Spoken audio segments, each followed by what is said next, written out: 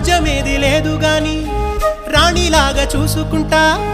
కోట కట్టలేను గాని కళ్ళల్లో నిన్నే దాచుకుంటా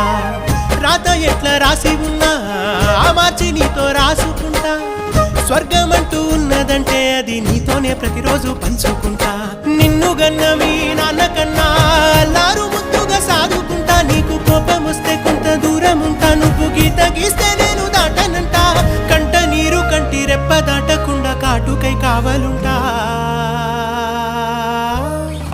రాంబాయి నీ మీద నాకు మనసాయనే